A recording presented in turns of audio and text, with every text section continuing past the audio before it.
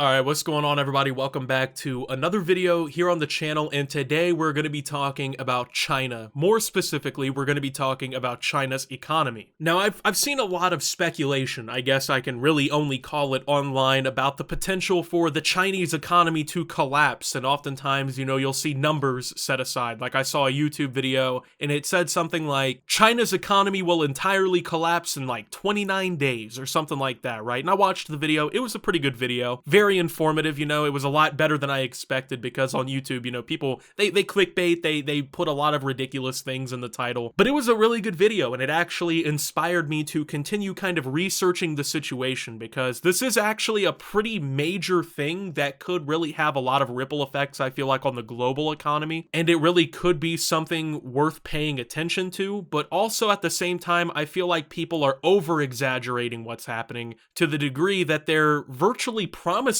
people that the Chinese economy is bound to completely fall apart in like the next month. Now, before we even really go any further into the video, I just want to say outright in the beginning of this video, right, that we do not know for sure what is going to happen to the Chinese economy. There's way too many different variables in play for us to have a perfect, accurate prediction as to what's really going to happen, but it is still a very dangerous situation for the CCP and for the country of China. Today's video is sponsored by Optimus, the official home of Optimus merch. We just launched our summer 2022 collection, and we're passing savings on to you. Most of our products are made right here in the USA, and last year we had over a 99% satisfaction rating with our clothes, accessories, and digital products. With the summer weather here, it's crucial to be comfortable in durable clothing, and our soft, true-to-size shirts are perfect for this weather. With LED mouse pads, posters, shirts, hoodies, shorts, phone accessories, and much more, Optimus is your one-stop shop for anything Optimus. You can also get my new book, 10 Years of YouTube, My Journeys ebook, and more. And the best part is, you can shop right here on YouTube. We've connected Optimus and Optimus to give you a seamless, easy-to-shop experience right underneath all of your favorite Optimus uploads. But don't wait, use code BESTFANSEVER at checkout for 10% off your entire order. Whether you spend $5 or $100, you can get 10% off today off your entire order at Optimus. Go to www.shoptimus.net for more. So basically, China is getting double-teamed by two different major problems that are really harming their economic output and the economic future of their country as well, which also mixes in with another issue that we'll talk about a little bit later in the video. First and foremost, there's a massive property crisis unfolding in China. Now, I hadn't heard a whole lot about this, to be honest with you, from like the media or anything, so it definitely took me by surprise when I figured out just how bad that this personal situation for China actually is. We're talking about tens of billions of dollars, potentially hundreds of billions of dollars in economic output potentially being wiped off the board here. So China's economy unexpectedly slowed in July, with factory and retail activity squeezed by Beijing's zero-COVID policy and a property crisis, while the central bank surprised markets by cutting key lending rates to revive demand. July's industrial output grew 3.8% from a year earlier, slightly down from 3.9% in June. Data from the National Bureau of Statistics showed. That compared with a 4.6% increase expected by analysts in a Reuters poll. Retail sales, which only turned positive in June, rose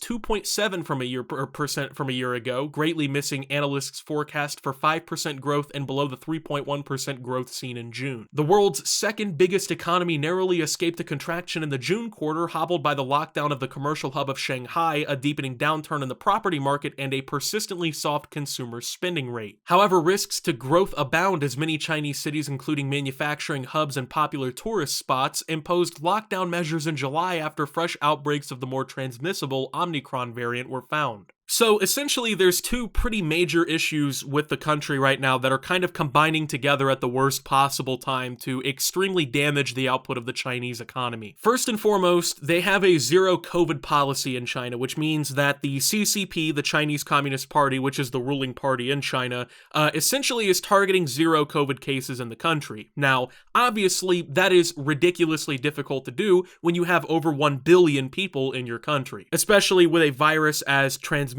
as COVID-19's Omicron variant. So the way that the government goes about doing this in China is much different than, say, the US government would do, right? Here in the US, COVID has kind of just become part of life, right? Our economy's fully reopened, most people are vaccinated to some degree, and we've kind of just moved on with life in a way, right? People don't really find COVID as alarming as they did, maybe 2 years ago, right? So the government doesn't really place that many restrictions, you know what I mean? There's not really that much you have to do, maybe in certain places you're still mandated to wear a mask, but, it's not like we're being locked into our homes for weeks on end again, right? Well, in China, that's literally what's happening. The country is once again targeting zero COVID cases, and the way that the CCP operates, they go to the extreme to get something done. So essentially, they're forcing all these massive lockdowns, citywide even, in some of these areas with even millions of people in them, which obviously means people can't go out and spend money, they can't go out and, travel and do things, which is significantly harming the economy. On top of that, a lot of manufacturing hubs in major cities for manufacturing are also seeing these shutdowns. So now manufacturing output is also being hit pretty hard, right? Now this is combined with the property crisis, which is perhaps the biggest issue that China's facing right now. The property sector, which has been further rocked by a mortgage boycott that weighed on buyer sentiment, deteriorated in July. Property investment tumbled 12.3% in July, the fastest rate this year, while the drop in new sales deepened to 28.9%. Chinese policymakers are trying to balance shoring up a fragile recovery and eradicating emerging COVID clusters, with the economy expected to miss its official growth target this year, set at about 5.5%,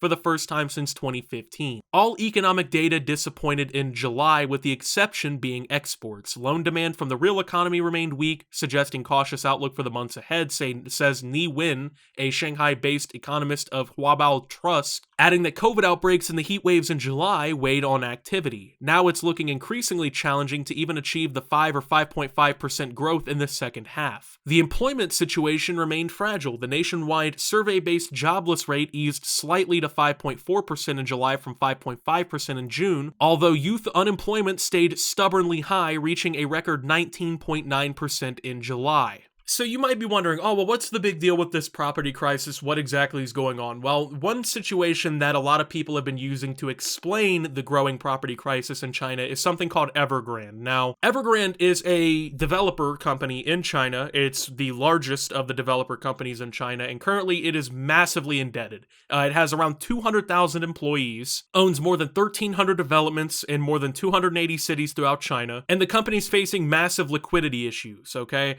Basically meaning they don't have the cash on hand to complete the projects. Now, that sounds pretty bad because, well, it is pretty bad. So essentially what Evergrande has been doing, and I don't understand this because, like, I don't know. Like, I've never, as someone who has bought real estate and everything, I just can't imagine that happening, but essentially Evergrande, what they were doing, right, is they were promising these developments, these, apartment buildings, these different construction projects that people could essentially buy into, right? So let's say, you're looking for a home in China, right? And Evergrande is saying, hey, we're going to build this 300 unit apartment complex in Shanghai, right? Well, what could happen was you could actually front the money forward to Evergrande to basically like pre-purchase your spot into this development. They take your money and then they use that to build the property, right? That was kind of what was supposed to be happening, at least from my understanding, but Evergrande now is at a point where they don't have enough money on hand to complete these projects, so it really just sounds like a massive Ponzi scheme in my opinion. I mean, you're basically taking people's money, right? Promising them something,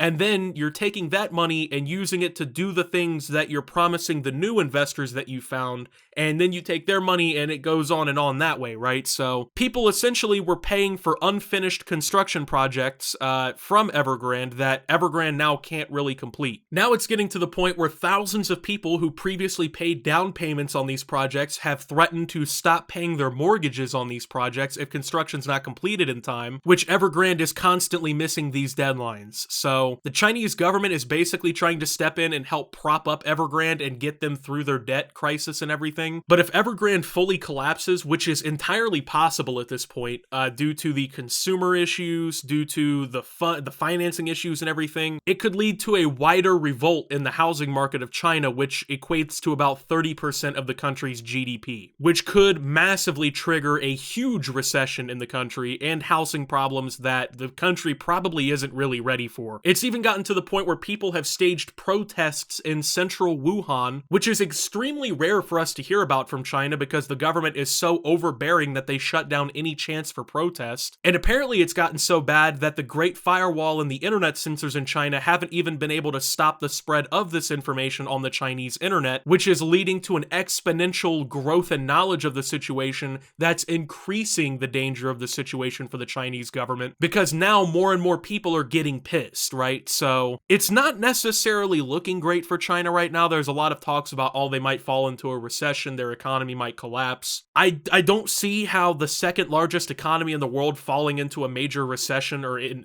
any really issue wouldn't have ripple effects across the world, but it's definitely something to look out for. I feel like a lot of these YouTube videos, where they're like giving a specific deadline or day that, oh, China's economy will collapse, right? That doesn't make sense to me at this point, because once again, there's a whole lot of different variables, right? There's a lot of different things that can happen, you know what I mean? The Chinese government might do something that helps handle the situation better. They may fumble it completely. There's just so many different variables when it comes down to this whole thing to consider for me to give any sort of time frame, but we will for sure know in the coming months whether or not China's economy is basically on the verge of collapse. So with that being said, thank you guys for watching. If you did enjoy, make sure to leave a like, subscribe if you're brand new around here on the channel, follow me over on Twitter and Twitch at @subtheoptimus. Make sure to check out Shoptimus down below, and until my next video, guys, this is Optimus talking about the Chinese economy and signing out.